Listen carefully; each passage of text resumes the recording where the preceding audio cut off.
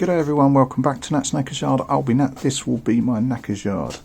I've got the two halves nicely covered down there. I haven't tried to put them together or anything yet. Thanks for all your suggestions over the sealant to do so. Keep them coming.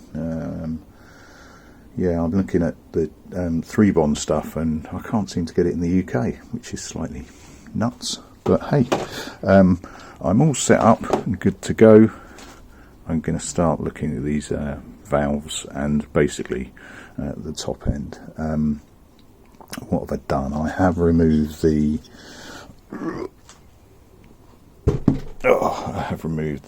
manifold boots from the carb end. I have sorted out that dodgy spark plug hole, and that's now got helicoil in it. So that's all good. I've pulled out what's left of one of the seals, the exhaust seals. So now I'm going to have a look at some of the valves. Now I need to get the shims out first. I'll get you set up. Right, now looking back at one of my previous videos where I've numbered the pistons, I've done it from left to right. So see, I've got the timing piece, the timing plate on this side, so I'm going to orientate it this way for my numbering. I'm going to go exhaust the bottom, intake above, so you remember that and that. So magnet on, slide out the bucket. I'm not going to piss around looking at shim sizes at the moment. I'm literally going to drop them in. So that's 1, that's 2,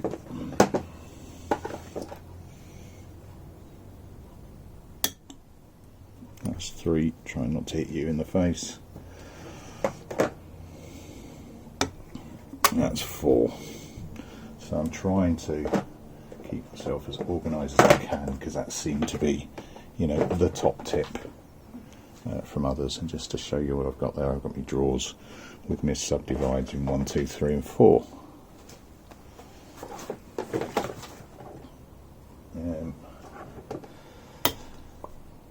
One. I've also pulled out as many of the studs as I can. That one's not playing at the moment, but they're in here as well, as is the little half moons. The little half moons I've dropped in here as well, for no other reason than I try not to lose them.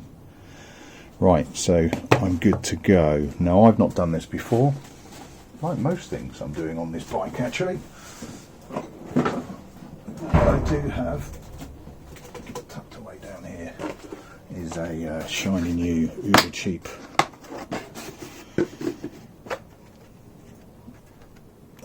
spider. Here you go, Charlie, that'll please you. Valve removal kit. So I think I might go in the warm because it's bloody cold today, and give this a go and see if we can get this one set up.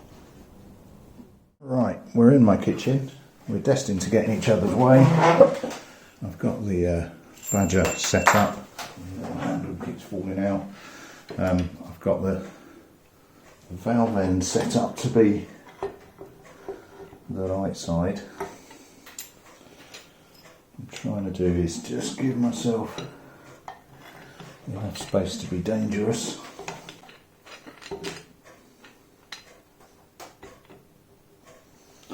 But I figure that it makes sense to get Yeah, not quite right there. I want as much turning space at the top, screwing space at the top as I can.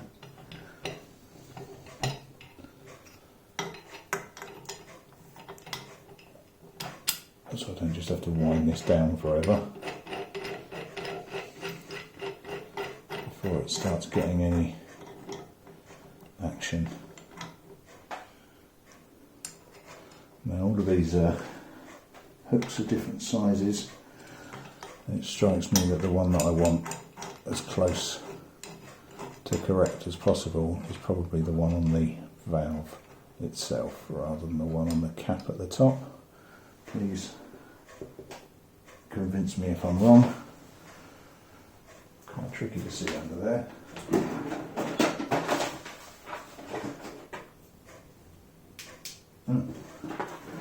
Torch that works in the kitchen, whatever next.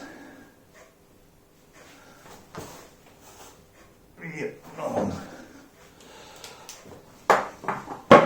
So now I think I just screw it down until I get the spring taken off, or the weight taken off the spring. I'm not sure if you can see anything at all. That moves you around to my angle. Yep.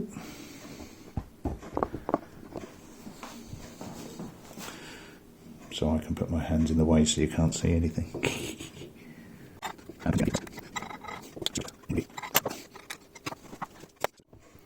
Right, got myself worried there because this was just bending and it wasn't doing anything.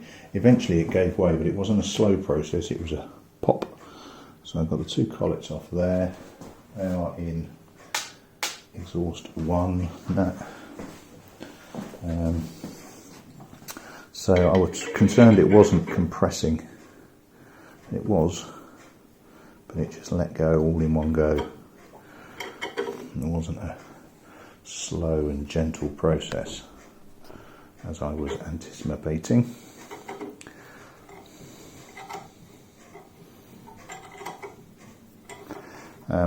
What I've also done is swapped it around, so I've got the larger one at the top, so it kept like skidding around. I don't want it to damage the top any more than need be. And on the bottom, i.e. the valve end, I've come up with an ingenious idea that I'll show you in a second. Just don't want the valve to drop out.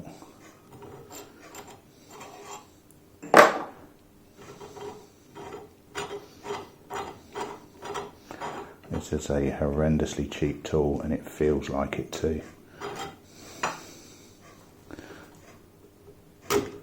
Oh, you fucking swine.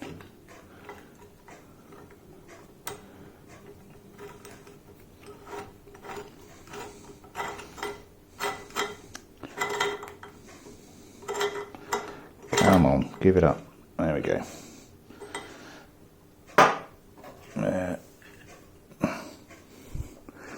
Wind up. Just I didn't want it skipping around. I don't know if that's could be an issue or what or not or what. Not or what or not. So I have a large flat washer.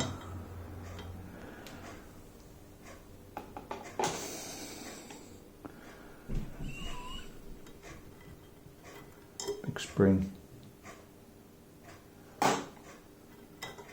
A little spring, big spring, and a valve. That actually looks in better nick than I thought. Yeah, the lapping on it is fine. It's just mucky. Happy days. Right. Put that away for now and get on with the rest of it. Right, I think I've cracked it. I've got the other, got the exhaust side of one off, and I think it is basically judicious use of a hammer. I use that terminology because the book actually uses the phrase judicious use of force in 2 or 3 places. To just get it to the point where the tool starts to bend, which is not a good. It's not a good thing. But switch on this tool. I don't know what you can see yet. You can see, and then just a little, and then job is, as they say, a fish, and it's just taking that pressure off. Collets have come out. Just fish them out of the way. I wish I had a smaller magnet.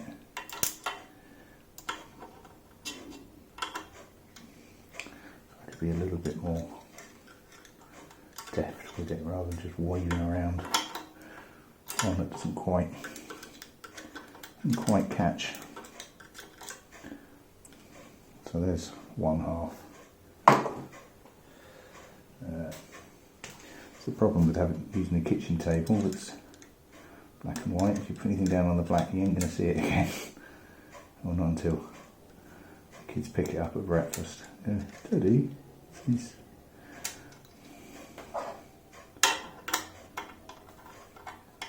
Oh, come on, you little bastard, you're making me look silly. There we go. Right, so that's the collets out. Now I'm going to have to put some thought / reading into. See, they go round. Comme ça. Oh, I've mixed them up. They've got a slight cone to them. So they kind of like that. So I'm assuming that cone goes upwards, but I've not looked at it yet properly. The hooky bit. Let me just check this one as well. So the tool works kinda mostly. It's just that initial snap that if I just carried on, it would be a snap, and the tool would snap.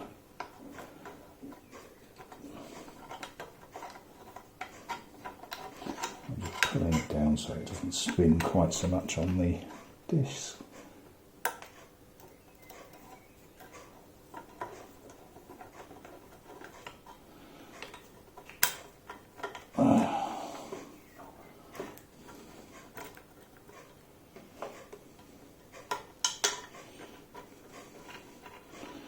That's probably a better way of doing it. Alright, now I've got my workbench out as well, because I realise that working on a kitchen table is not the best of ideas.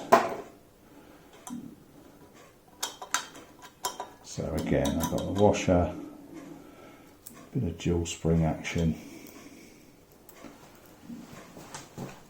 So I'm on exhaust 2.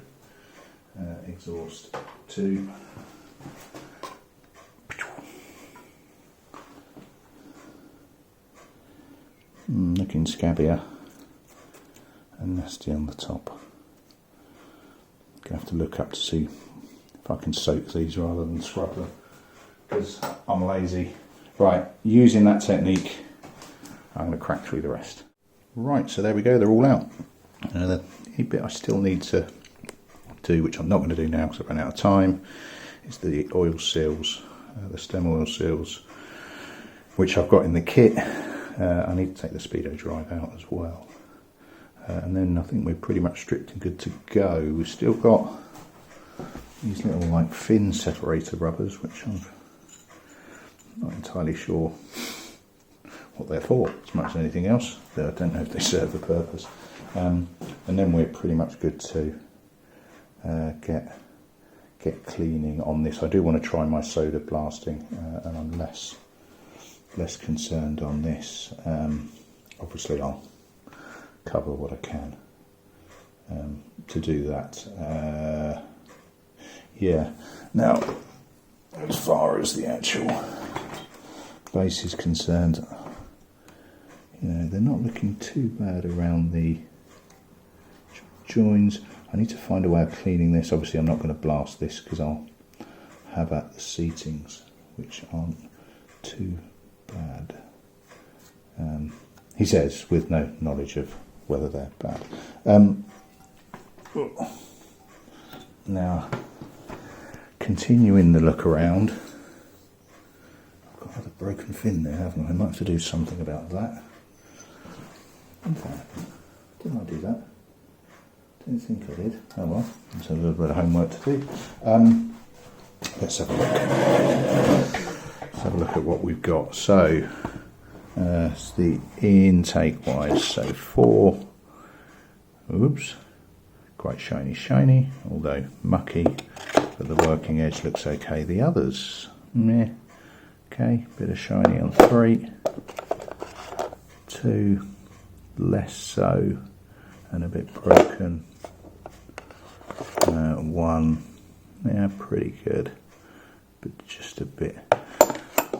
Now, I'm seeking guidance on cleaning. I don't really want to scrub them. That's not just me being lazy, but partly so. On the exhaust side wise, I've got one that's considerably more white than the others, which is a bit strange, but the sealing edge ain't too bad. And again, sealing edge not too bad. Sooty on 4, a bit mucked. 2, mucky on the outside. Working edge not too bad. 1, on the edge is a bit ropey, but really quite ropey across. Yeah, so again, thanks for the guidance on, or for the advice on sealant. I am still looking, although was it Tree Bond is looking favourite, I think, but I'm not in a rush. But advice on cleaning them up, I have seen Sid's upload on Virgineering do something. I'm going to have to look up and see what chemicals he had to do it. Now, as far as the actual puller itself is concerned, it survived. I'm not entirely sure how well it survived. It was the cheapest option by a fair margin. That option of putting a tin on it, putting a end of a wine bottle or a screw cap, if you like, on it seemed like the right thing to do. I think that has opened up, but that's why I just want to dismantle it, try and fit it back in the box, so we should be able to tell how much it's distorted.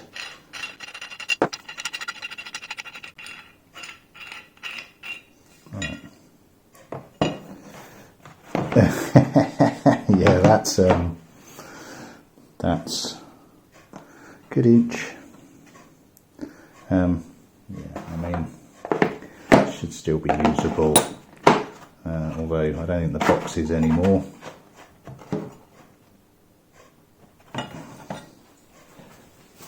And that's from that initial work where it just wasn't fucking playing, and it wasn't man enough for the job.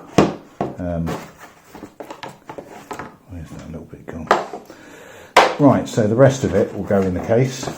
The main arm won't. I think this was 11 quid. We'll have to see if it's got enough stones to actually reinstall. It should be okay. Right, that'll do me.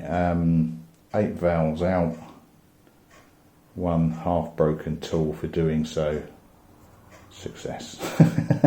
Cheers all. I'll catch you later on. Ta-da.